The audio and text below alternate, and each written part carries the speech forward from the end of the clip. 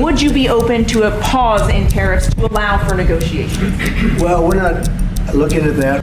We're hearing that President Trump has announced that there will be a 90-day pause on reciprocal tariffs. There's a lot of winning out there, and we're having a good day in the stock market, as you can see, an all-time record day, and hopefully it continues. I think it should. If you've been too nervous to look at your super fund lately, you're not alone. The global fallout from Donald Trump's Liberation Day tariffs has upended stock markets and sparked some of the biggest volatility in history. Hello, I'm Chris Bourke and welcome to the Bloomberg Australia podcast. Today, we're discussing why Trump's ever-changing global tariffs are creating so much grief for investors. But before we do that, a reminder that there is actually an election campaign underway. So let's just have a quick check-in on the campaign trail. Ben Westcott is Bloomberg's government reporter. Ben, what's been the big story this week? Hey, Chris. Well, Prime Minister Anthony Albanese has a skip in his step heading towards the end of the second week of the Australian election campaign. A news poll earlier this week found his government was leading the Liberal National Coalition 52 to 48% on a two-party preferred basis. That's their best result in 11 months. That news poll result put a heavy emphasis on Peter Dutton, the opposition leader's performance at the first debate on Tuesday night, hosted by Sky News. And while the Liberal Party thinks he did pretty well, the audience itself gave the debate to Prime Minister Albanese, 44% to 35%. All of this has boosted Labor heading into the third week of the campaign, where we'll see the second leaders' debate hosted by the ABC, and a few more poll results that will confirm whether or not Donald Trump's tariffs have been a good or a bad thing for the Labor government. Thank you, Ben. See you next week. Okay, on with the show. It's Thursday, April 10th here in Melbourne, and while we were sleeping last night, President Donald Trump announced a 90-day pause on those higher tariffs that have roiled stock markets over the past week, while raising duties on China to 125%. That was met with a rally in the US that we haven't seen the likes of since the global financial crisis of 2008.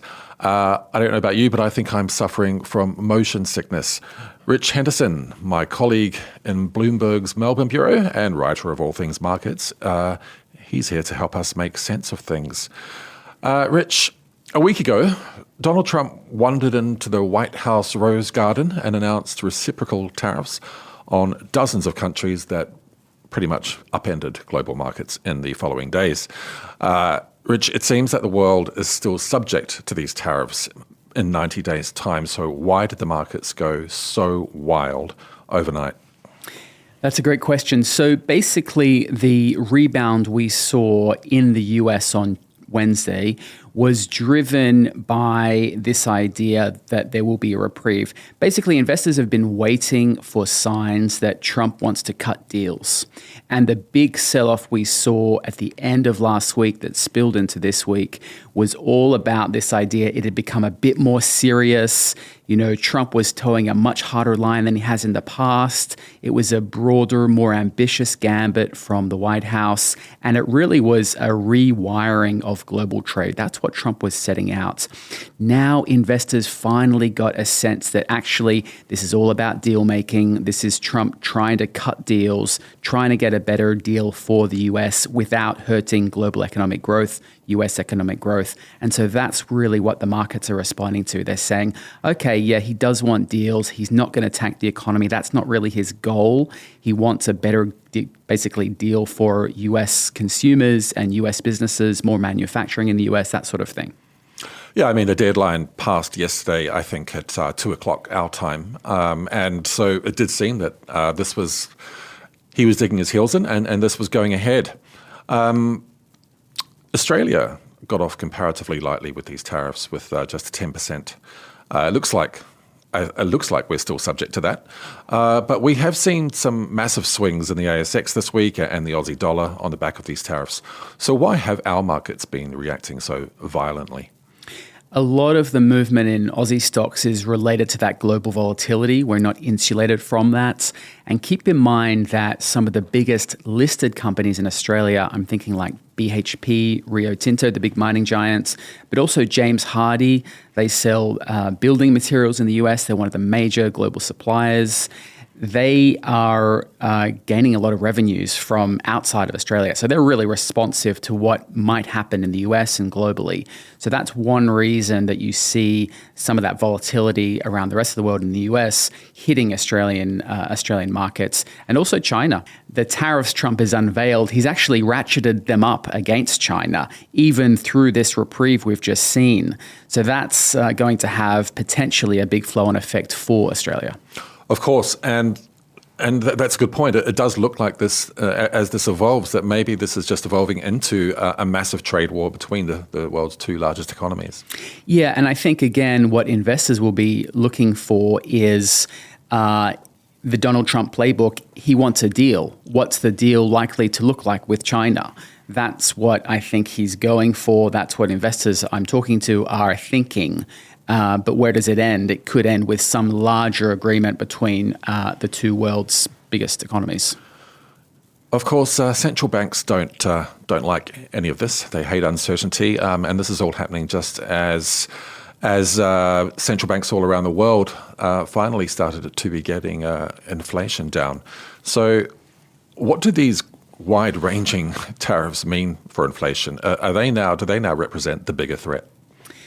So the relationship between tariffs and inflation, it's obviously all very intertwined. Tariffs are a levy, like a tax. They have to be borne by businesses or consumers, and those higher prices can filter through the economy. That is inflation. That is inflationary. So investors, central banks have to respond to this.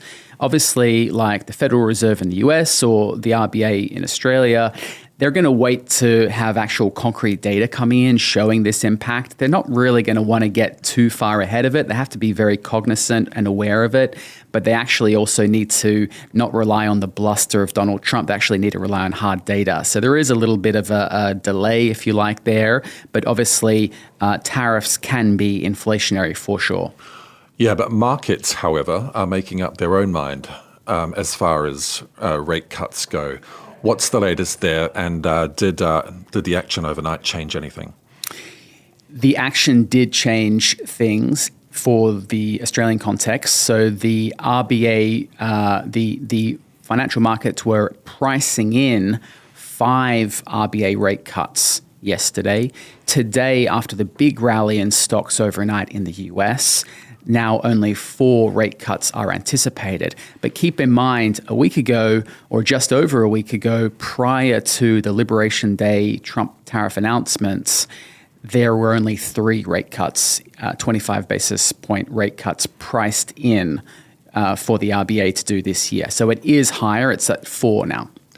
So markets are still expecting that these tariffs to be inflationary and impact those central bank rate decisions. And I guess that's perhaps one silver lining for some of us, at least, who have a mortgage.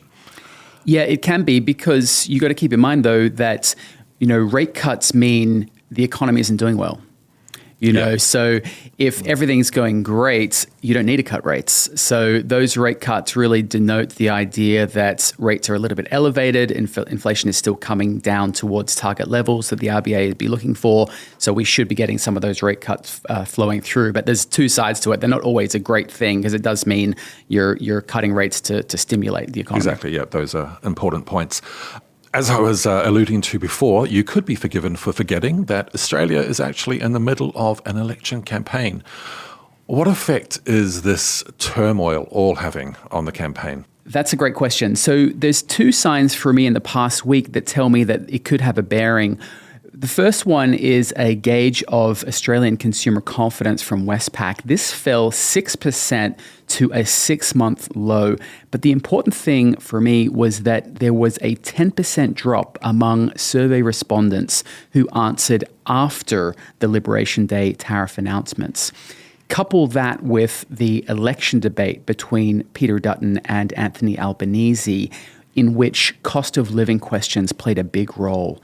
Now, that tells me how each leader explains to the Australian electorate how they will deal with Trump and the fallout of any potential trade war and tariffs. That could be a big feature of the campaign.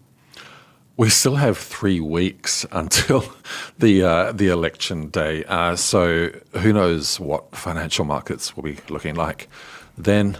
When we come back, what do all these wild market swings mean for our super funds?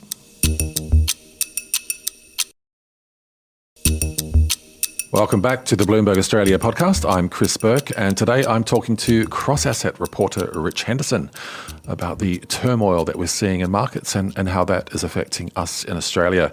Speaking of which, super funds have been a big talking point for many people this week. I was actually brave enough to check my super balance this morning, and it showed a 6% loss over the past 3 months, which really dragged down the annual performance to almost nothing. Of course, that could change after last night's action, and then it could change again tomorrow. Who knows? But a lot of people just can't stomach this kind of volatility. It's really too much for them, and I'm sure there's all sorts of concerns in Australian workers' minds this week about what's happening to their balances. But Rich, as you know, about a third of super funds investments are made up of overseas shares, with a big chunk of them in the US. What does this unprecedented, because it is unprecedented, I think, this volatility mean for the outlook for our retirement savings? Indeed, yeah, it's been a really volatile period. The key lesson, I think, or at least one of them, is the tenets of staying invested. You're going to see a lot of volatility. We've seen that already. The big bounce back overnight in the S&P 500, which is the preeminent gauge of the US stock market, the biggest days since 2008 during the financial crisis. If investors had sort of wound back their equity allocations or their US stock allocations after the big selling pressure of late last week, early this week, after those tariff announcements, they wouldn't have been able to capture that rebound. And so it's a really great lesson. And obviously, I'm not providing any financial advice here, but it's a great lesson in the tenets of staying invested and the need to stay invested.